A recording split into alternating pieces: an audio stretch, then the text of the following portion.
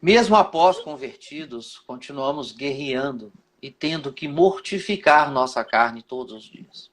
É claro, né?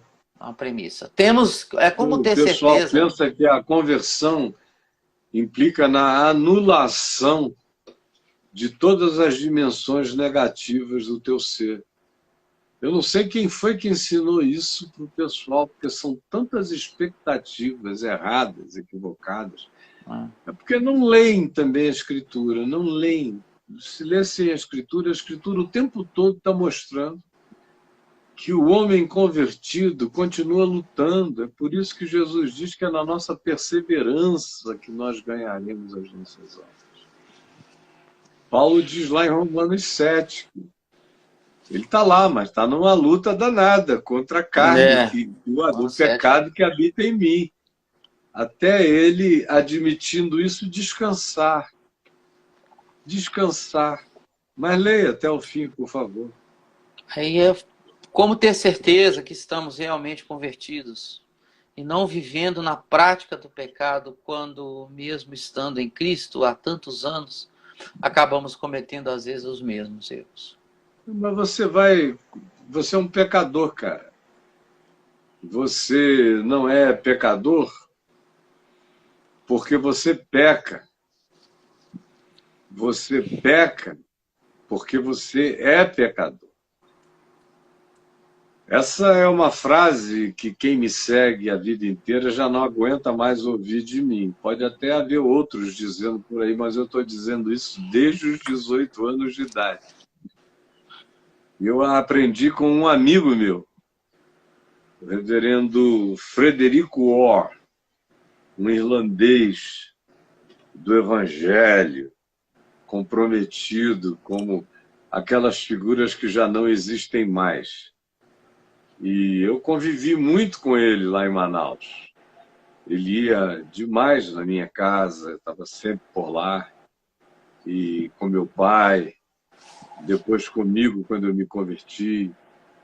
E ele foi quem um dia me disse na garagem lá da minha casa, a propósito de alguma coisa parecida com essa aí, sobre a conversão e a continuidade da luta contra o pecado, como diz o escritor de Hebreus. Na vossa luta contra o pecado ainda não tivestes que resistir até ao sangue. Porque a luta continua, mano. Ninguém se engane. É, Ele então me disse isso. Caio, você peca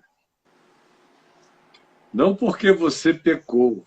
Você peca porque você é um pecador. É porque você é um pecador que você peca. Você não é pecador porque pecou. E aquilo simples, simples, simples, mas entrou em mim como um machado, entra numa madeira fofa que acolhe é, toda a lâmina. Entrou é. em mim e eu passei a dizer para o mundo inteiro, nessas circunstâncias, você não peca porque você é pecador, você ao contrário, quer dizer, você é pecador não porque você peca é porque você é pecador. De modo que até quando eu não estou pecando, eu não deixo de ser um pecador. Quando eu não estou pecando diante dos meus sentidos, da minha consciência, ou da percepção de terceiros, pecando eu estou sempre, eu sou relativo, mesmo quando eu não estou percebendo nada, a relatividade me habita o tempo todo. Então eu não tenho nenhuma presunção sobre o fato de que eu não seja pecador. Eu sou pecador nos meus melhores e mais santificados dias. Eu sou pecador. Eu sou pecador no Monte da Transfiguração, vendo Jesus ser transfigurado. Eu sou pecador. Eu sou pecador andando por sobre as águas. Eu sou pecador fazendo fogo cair do céu. Eu sou pecador multiplicando pães. Eu sou pecador curando doentes. Eu sou pecador fazendo as coisas que Jesus disse para eu fazer. Em meu nome fareis as coisas que eu faço e outras maiores farás, porque eu vou para junto do Pai. Ainda assim, eu faço isso como pecador.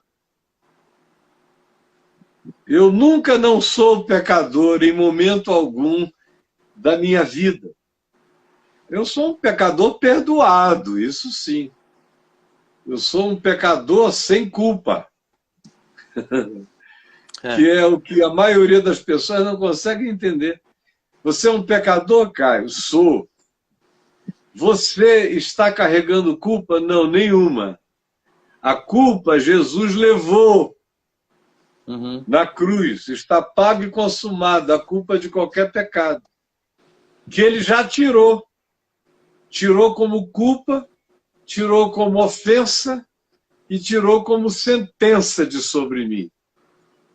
Por isso, eu não carrego nenhuma culpa. Por isso, Paulo diz em Romanos 8:1, depois de dizer que ele era um homem desventurado por causa do pecado, ele disse: a culpa, todavia, eu estou livre dela. Já não há mais nenhuma condenação para os que estão em Cristo Jesus, o nosso Senhor. A culpa não. Eu sou um pecador sem culpa. Foi levado. E o Cordeiro de Deus tira o pecado do mundo. Tira o de ontem, o de hoje e o de amanhã. Tira. É contínuo. Então, eu estou justificado, vocês entenderam? Sou um pecador sem culpa. Sou um pecador santificado, também pela fé. O meu pecado foi perdoado em Jesus na cruz, eu creio nisso. Eu creio nessa pregação de que ele levou sobre nós o pecado de nós todos. Isaías 53, Mateus 8, eu creio. Está consumado na minha vida, isso não é mais nem assunto. Eu sou perdoado, embora seja pecador, tanto quanto pela fé, a mesma fé que me justifica é a mesma fé que me santifica. Eu sou um santo por causa do fato de que Jesus já levou os meus pecados na cruz e que o amor dele me constrange todo dia. Eu cresço no constrangimento de me tornar parecido e semelhante a Cristo Jesus. O processo de santificação é esse. Ele tira o pecado da gente e nos põe no mundo com essa alegre missão de nos tornarmos semelhantes a Ele. E é esse caminho de humanização que vai sendo cristificada, crescendo na semelhança de Deus em Cristo Jesus, que é a minha santificação, que também já foi realizada por Jesus e agora está disponibilizada para mim como prática. Ele diz, em favor deles, ó Pai, eu me santifico, eu sou santificado em Cristo Jesus.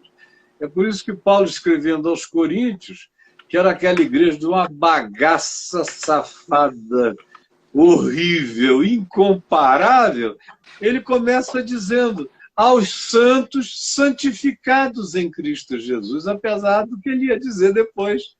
Ele está escrevendo para os santos santificados em Cristo. Agora, aqueles santos santificados em Cristo tinham que ser tratados, porque estava todo mundo doente ali. Doente.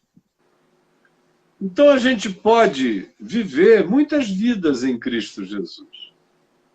Você pode viver o tipo de vida que meu pai viveu, por exemplo, que se converteu, e o pecado na vida dele passou a ser coisas da subjetividade. Ele era um pecador porque no coração dele ele reconhecia todo dia que as subjetividades nem sempre estavam totalmente alinhadas com o amor de Deus. Mas eu confesso que, do ponto de vista externo, vivendo ali todo dia com ele, eu nunca vi o cara...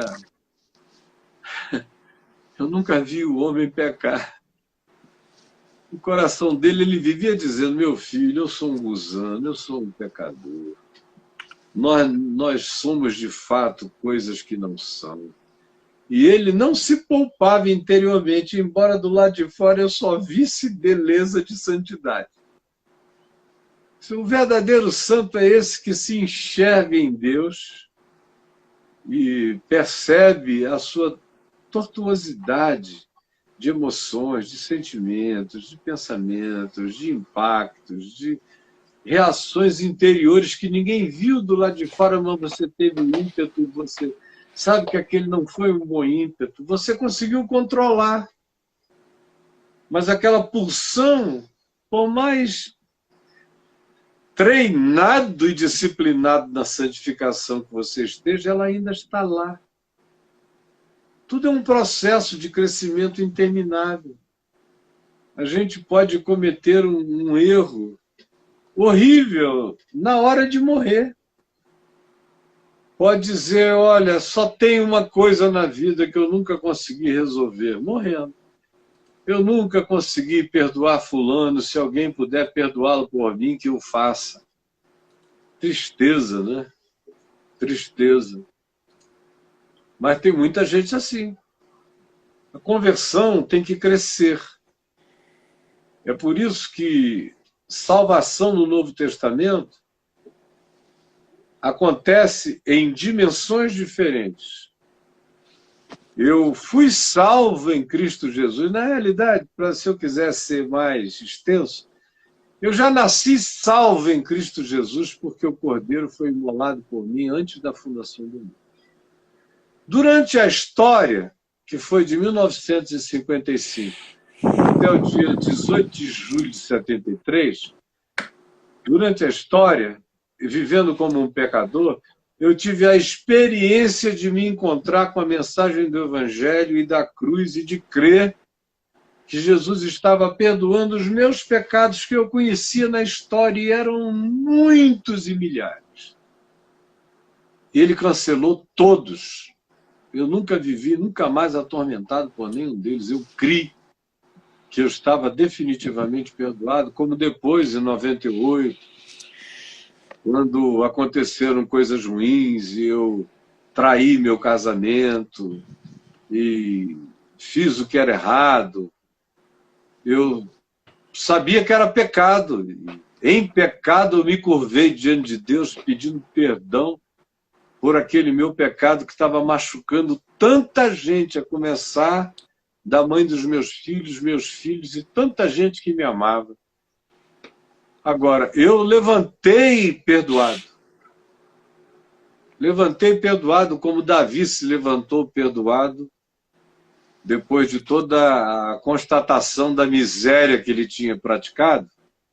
Eu não fiquei orando no dia seguinte, nem no outro, nem fiz nenhuma quarentena. Eu me levantei perdoado de uma vez só. Jesus morreu por mim uma única vez. E o meu pedido de perdão foi uma única vez, e eu sei que ele me disse que já estava perdoado. Caio, tu já estás perdoado, agora levanta e vai cuidar de viver uma vida para minha glória, para curar o coração desses milhões que ficaram feridos, frustrados ou sem entender nada. Vai fazer o teu melhor. Isso aconteceu. Eu tanto me soube perdoado em 73, quanto me soube perdoado em 98, 99. Quem quer que estivesse comigo pode dar testemunho de que eu não vivi de joelho pedindo perdão todo dia, me ralando, me lancetando, sofrendo. Não! A cruz se ergueu uma vez por todas. E foi na presença dele em pé diante do Calvário que eu falei, me perdoa, Senhor. E ele disse, tu estás perdoado, hoje mesmo estarás comigo no gozo da graça, do paraíso na terra. Vai, não peques mais. E eu fui em paz. Agora, o resto, um longo trabalho de santificação pessoal, de testemunho, de paciência, como eu já tinha vivido antes, para mim não foi diferente. O Evangelho nunca me foi um peso, o Evangelho sempre me foi um privilégio. Quando eu entendi, na primeira epístola de João, no capítulo 5, que os mandamentos dele não são penosos, e o mandamento dele é amar, um cara que tem a dificuldade com o mandamento de amar o próximo, Está muito mal. Mas está muito mal mesmo, precisa se enxergar. Porque o mandamento de amar o próximo deveria ser a coisa mais bendita da nossa vida. A coisa mais horrorosa deveria ser um mandamento que me mandasse odiar meu próximo. Mas o mandamento manda amar. Meu Deus, eu vou achar ruim porque só se eu estiver me endiabrando. Do contrário, eu não me permito, eu não me dou o direito nem de ficar com implicância com ninguém. Sabe a implicância, brother? É uma maneira de você não perdoar, dizendo que já perdoou, que você tem apenas uma antipatia por aquela pessoa. Quem perdoou pode até não gostar do convívio do outro, mas não tem antipatia. E a pessoa não é um exemplo de tudo que você vai dizer de desagradável, você diz como fulano faz. Se você ouvir uma notícia ruim, a primeira coisa que você pensa é terá sido o fulano, nunca perdoou. Eu estou todo dia em processo de santificação. Perdão não me é um problema e amar alguém também não é problema, porque amor é uma decisão de fazer bem, de fazer o melhor.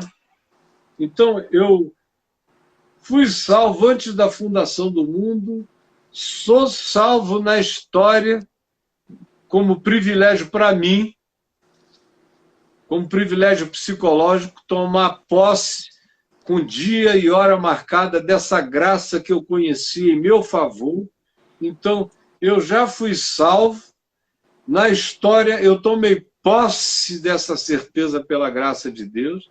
E na continuidade histórica, depois disso, Paulo diz que eu devo desenvolver a minha salvação com temor e tremor, que é o processo de pacificação, de santificação, de acalmamento, que cresce na medida em que você sabe que já está tudo perdoado e feito e consumado, que não há nenhuma condenação. Quanto mais você crê assim, mais você desmobiliza a mecânica do pecado dentro de você e mais você se santifica com naturalidade e vai descobrindo que quanto mais humano, generoso humano e demasiadamente humano no seu amor você for, mais santo você vai se tornando no seu caminho, até aquela hora em que você parte e é absorvido por Cristo Jesus e se torna totalmente semelhante a Ele.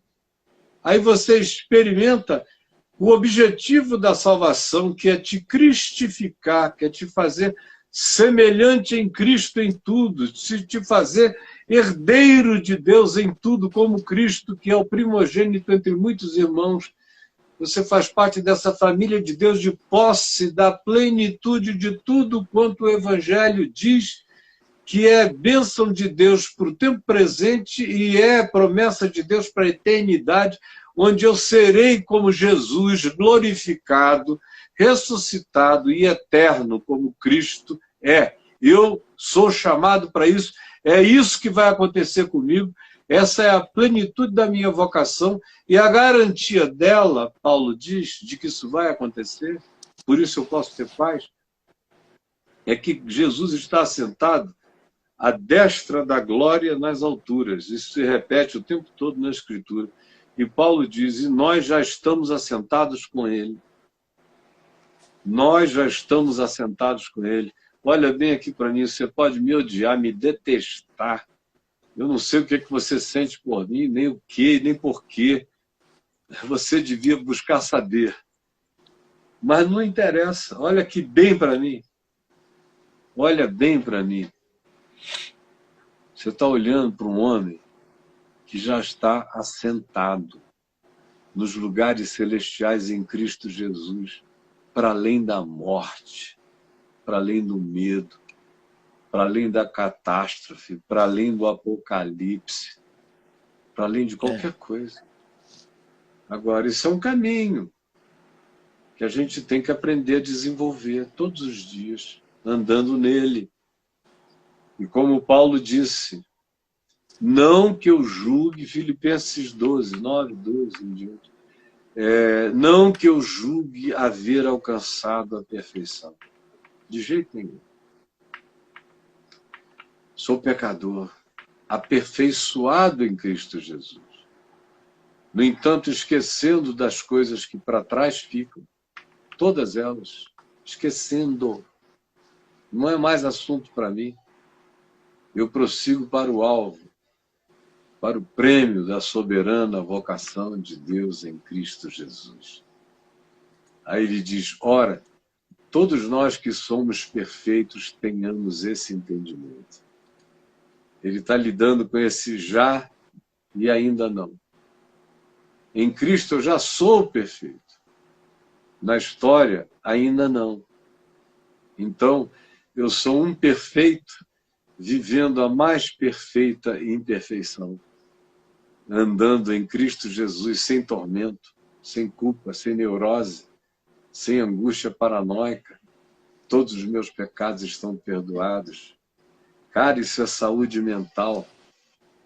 Se Freud tivesse conhecido isso na vida dele, a psicologia que ele teria desenvolvido seria totalmente outra. E a conclusão seria poderosamente curadora mesmo. Você já imaginou o Dr. Freud tendo coragem de dizer para um cliente, meu filho, estão perdoados os teus pecados. Seus pecados. Vai em paz, sem culpa, sem medo, sem neurose, está feito. Aprenda a viver nessa serenidade. Agora, tem uma coisa que a gente precisa saber para o nosso amigo, que diz, como é que a gente sabe se é convertido? Convertido é um cara que dá o fruto do amor, que dá o fruto da paz, para que os mandamentos de Deus não são penosos, obedecer o evangelho para ele é um privilégio. Esse é um convertido crescendo na conversão. Ninguém é convertido, como os evangélicos imaginam, como se uma coisa tivesse sido consumada e ele agora fosse um cara para além de qualquer coisa ou pecado. Isso é mentira. O cara tem o green card espiritual, Caio, né? Celestial. Ele tem o green card. Como Lutero disse, né? Que ele descobriu no curso da vida dele, ele pensou antes que o velho Adão, o velho homem, o primeiro Adão, que tinha sido sepultado em Cristo Jesus, estava morto. Ele descobriu no curso da vida que o cara sabia nadar. Ele foi sepultado no batismo. Ele descobriu, no entanto, que o velho homem sabe nadar. E como sabe, a gente o mantém afogado. E dá o privilégio da respiração e da oxigenação celestial ao novo homem que se renova segundo a imagem de Deus todos os dias. Agora, anda aqui comigo, meu filho, me segue aí, canal no YouTube, leia. Se vocês fizessem isso, vocês já estavam anos-luz na frente. Em pacificação, em compreensão, em discernimento.